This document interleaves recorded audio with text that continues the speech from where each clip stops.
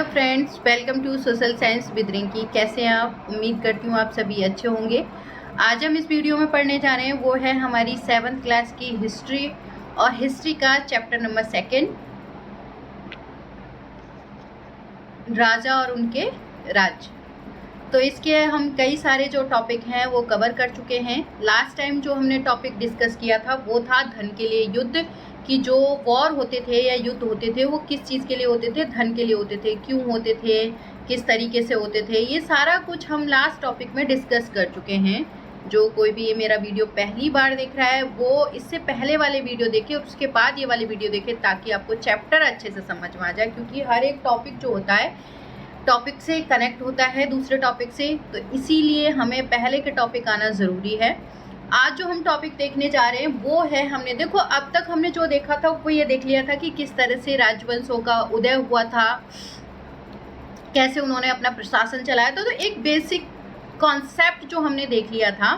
अब हम मतलब एक पर्टिकुलर स्टेट की बात करेंगे या पर्टिकुलर हम एक जो राजवंश कहेंगे एक तरह से, मतलब एक पर्टिकुलर जो शासन कर रहा था तो उसको हम पढ़ेंगे। तो उसमें आपका जो आएगा वो है चोल राज्य नज़दीक से एक नज़र। जो चोल राज्य था उसको हम एक कहते हैं ना बारीक से, पास से, नज़दीक से मतलब पास से देखेंगे कि क्या था, मतलब वहाँ पर किस तरीके के लोग रहते थे, वहाँ क्या उनके रिसोर्स थे, मतलब क्या किस तरीके के काम होते थे, किस तरह से वहाँ पर जो राजा है अपना प्रशासन चलाता था, इसका इस्टेब्लिशमेंट कैसे हुआ था, मतलब यहाँ राजवंश कैसे स्थापित हुआ, पहले किसका राज्य था, फिर बाद में किसका हो गया इस पे। तो ये सारा कुछ हम जो चोल राज्य है उसके बारे में पढ़ेंगे। देखो जब हम हिस्ट्री पढ़ते हैं ना तो एक्चुअली में हम ज़्यादातर जो हिस्ट्री है नॉर्थ वाली हमने बहुत पढ़ी हुई है, नॉर्थ वाली हमें हिस्ट्री आती भी है और काफ़ी कुछ हमने देखा। तो साउथ वाला थोड़ा कम मतलब फोकस्ड किया जाता है, या कहें कि हम ज़्यादा कंटेंट होता नहीं, मतलब हालांकि हिस्ट्री बेसिक एक उसके साथ में पैरेलल में चल रही होती है, लेकिन हम ज़्यादातर हमने नदन हिस्ट्री जो आपका नदन वाली हिस्ट्री है वो बहुत पढ़ी है। साउथ में इतना नहीं देखा हमने। तो वो ये जो आपका चोल राज्य है वो साउथ वाला जो एरिया है उसको हम एक नज़र से देखेंगे, या कहें कि हम पास से करीब से देखेंगे चोल राज्य को, कि वहाँ पर भी काफ़ी सारी चीज़ें हो रही थी उस टाइम पीरियड में। लेकिन हम जो नॉर्थ वाला वो इसलिए देख लेते क्योंकि जो सेंटर था, या कहीं सेंट्रल जो पावर का सेंटर था, वो केंद्र था, वो दिल्ली था। तो इसलिए हम नॉर्थ वाला बहुत ज़्यादा हिस्ट्री देखते हैं, साउथ वाला छूट जाता है या उसको बहुत कम हम पढ़ पाते हैं। तो ये जो चोल राज्य है इसको हम जो साउथ हिस्ट्री है उसको देखेंगे। तो चोल राज्य को एक नज़दीक से एक नज़र से देखेंगे कि किस तरह यहाँ की जो स्थापत्य कला है वो कैसी थी, यहाँ के मंदिर वगैरह, इन सब के बारे में इस टॉपिक में हम कवर करेंगे। इससे आगे वाले भी टॉपिक में एक और टॉपिक आएगा उसमें। तो सबसे पहले हम जो चोल राज्य है उसको एक नज़दीक से एक नज़र से हम देखेंगे। यहाँ हमने सबसे पहले लिया है उरेयूर से तंजावुर तक। ये बेटा जगह के नाम है। उरेयूर से तंजावुर तक कैसे चोल राज्य फैला था, मतलब उरेयूर से स्टार्ट हुआ और आपका तंजावुर तक कैसे फैला था, राजाओं ने क्या किया था, कौन कौन जो इसके प्रसिद्ध राजा रहे जिन्होंने इसके लिए काम किया या वर्क किया, ये सारा कुछ हम इस टॉपिक में पढ़ने वाले हैं। तो वापस से अपने टॉपिक पे आते हैं। चोल वंश सत्ता में कैसे आया, मतलब जो चोल वंश है वो सत्ता में कैसे आया। कावेरी डेल्टा में मुट्टिरिया नाम से प्रसिद्ध एक छोटे से जो मुखिया परिवार की सत्ता थी, कि एक जगह है चोल। अब हम ये देख रहे हैं कि जो चोल वंश है वो सत्ता में कैसे आए। तो यहाँ बताया जा रहा है कि जो कावेरी डेल्टा मतलब जहाँ कावेरी नदी वाला एरिया है, एक तरह से आ जाओ मैप को देख लेते हैं। मैप नीचे होगा तो यहाँ एक मिनट,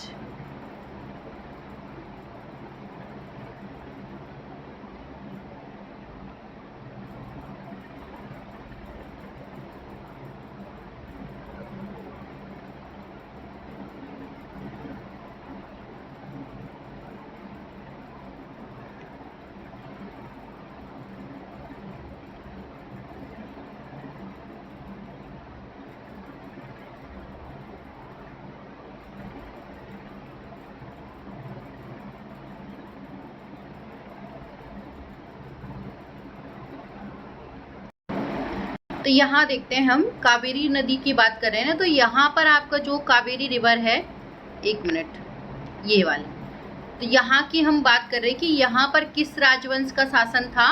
आपके जो ये मुथुरिया नामक, मतलब जो बताया जा रहा है, मुथुरिया नामक एक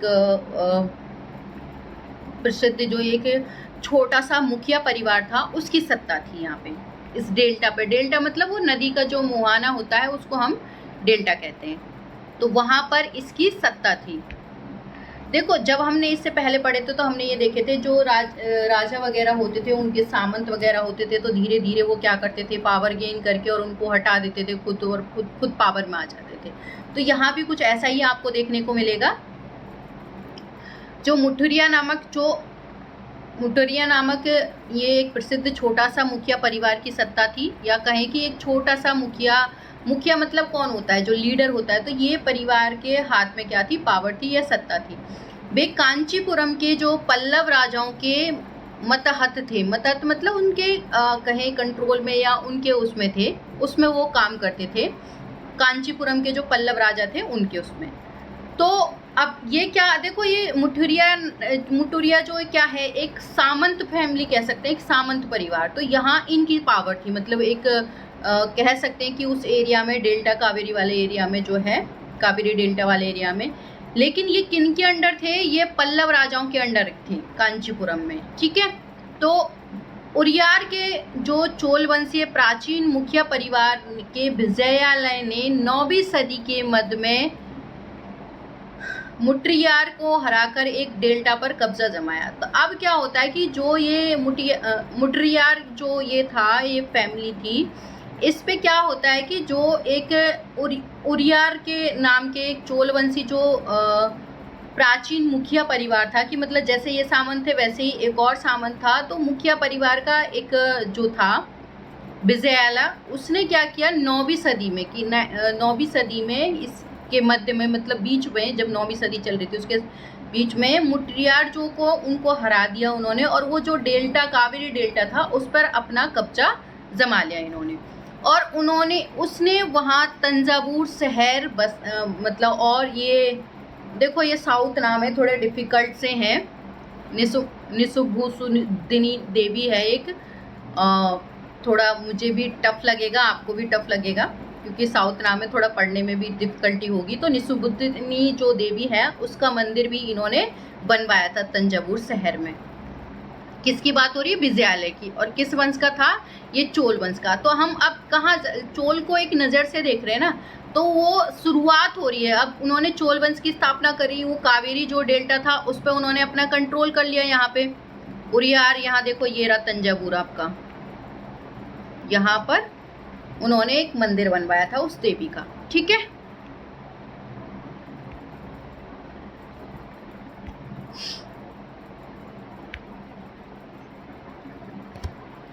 विजयालय के उत्तराधिकारियों ने पड़ोसी इलाकों को जीता, उसका राज्य और अपने क्षेत्रफल तथा शक्ति दोनों रूपों में बढ़ता गया। फिर उसके बाद देखो, विजयालय ने इस्टेब्लिशमेंट तो कर दिया अपने राजवंश की। तो इसके बाद जो इसके उत्तराधिकारी हुए थे, उन्होंने भी क्या किया, अपने आस पड़ोस के जो पड़ोसी जो राज्य थे उनको जीता इन्होंने, और अपने राज्य का क्या है, एरिया बढ़ा लिया। पहले तो उसने शुरुआत कावेरी जो डेल्टा थी उससे की, फिर उन्होंने धीरे धीरे इसके उत्तराधिकारी हुए, इन्होंने खुद ने, विजयालय ने अपना एरिया बढ़ाना शुरू कर दिया, अपना क्षेत्रफल बढ़ाना शुरू कर दिया, और अपनी पावर भी, अब जैसे जैसे एरिया बढ़ेगा उनकी पावर भी बढ़ती चली जाएगी। तो दोनों रूप में ये बढ़ाते चले गए। दक्षिण और उत्तर के पांड्यन पाल्लवों के इलाके इस राज्य के हिस्सा बन गए। इन्होंने क्या किया, मतलब अपना जो एरिया इतना बढ़ा लिया, शक्ति इतनी बढ़ा ली कि दक्षिण और उत्तर की तरफ जो पांड्यन वाला एरिया जो था या पल्लवों वाला था, वो इलाका भी इस राज्य का क्या है, हिस्सा बन गया था। उसके बाद जो राजराज प्रथम थे, जो शक्तिशाली चोल शासक माना जाता है, वो 985 में राजा बना। उसी ने इनमें से ज़्यादातर जो क्षेत्रों पर अपने नियंत्रण का विस्तार किया। तो उसके बाद इसका जो बेटा है राजराज प्रथम, जो राजा बनता है, वो सबसे शक्तिशाली चोल शासक माना जाता है, राजराज प्रथम। तो वो 985 ईस्वी में क्या किया, उस राजा ने मतलब जो उसने सबसे ज़्यादा एरिया जो है उस पर कंट्रोल किया या उसको कवर किया था। तो अब आप देख रहे हो इनके जो उत्तराधिकारी हैं वो इनसे क्या है, पावरफुल हैं या शक्तिशाली होते जा रहे हैं, वो और एरिया कैप्चर करेंगे।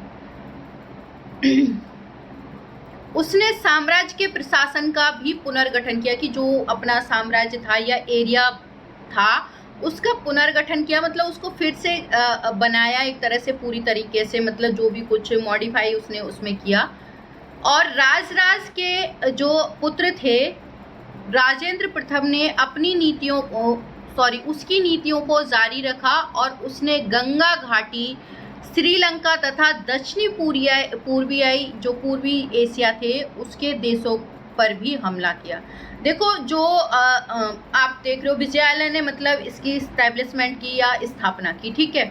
उसके बाद उसका जो बेटा होता है राजराज प्रथम, तो ये क्या होता है, ये और भी उससे ज़्यादा पावरफुल या शक्तिशाली होता है। तो ये और एरिया को कवर करता है, मतलब ये अपना एरिया बढ़ा लेता है, क्षेत्र बढ़ा लेता है और राज्यों पर कंट्रोल कर लेता है, नियंत्रण कर लेता है और अपना जो साम्राज्य है उसका फिर से पुनर्गठन करता है, मतलब फिर से स्थापित करता है उसको।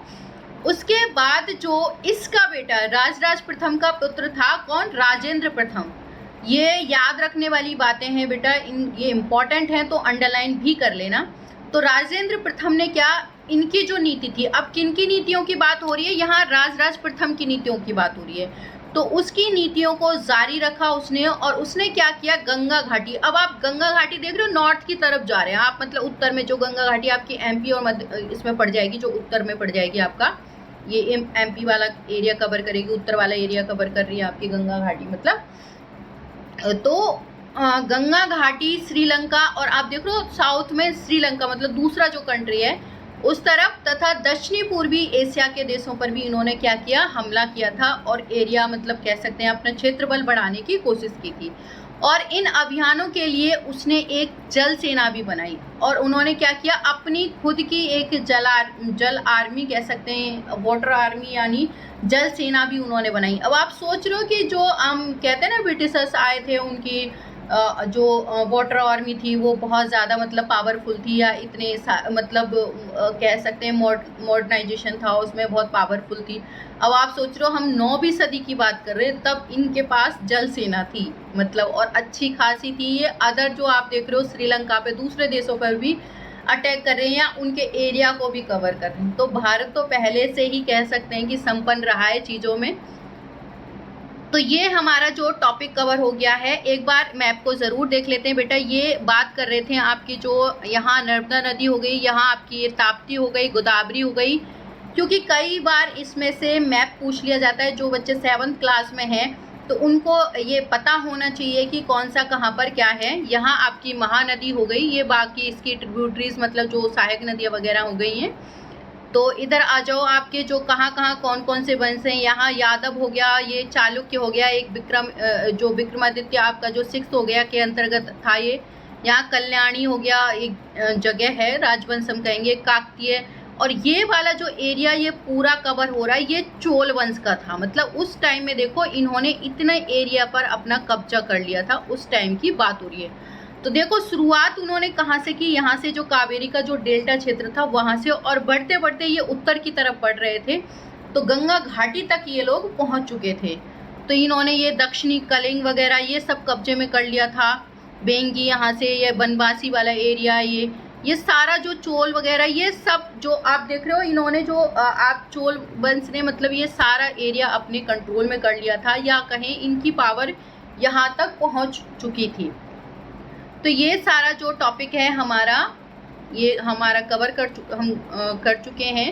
चोल राज्य और नज़दीक से एक नज़र की कैसे उड़िया रूट से स्टार्ट होकर तंजावुर तक वो पहुंचता है, मंदिर का निर्माण करवाता है। इनके उत्तराधिकारी जो हैं वो भी और पावरफुल होते हैं, अपने जो राज्य को या साम्राज्य का क्या करते हैं वो विस्तार करते हैं। अगला जो हमारा टॉपिक होगा वो होगा भव्य मंदिर और कांस्य मूर्तिकला। अब ये देखो हमारा जो टॉपिक है, जो हम चोल जो वंश है उसको एक नज़र से देख रहे हैं, उसी के अंडर है कि उस टाइम के जो उस राजवंश के राजाओं द्वारा जो बनवाए गए थे मंदिर, वो कितने भव्य थे, कितने अच्छे थे।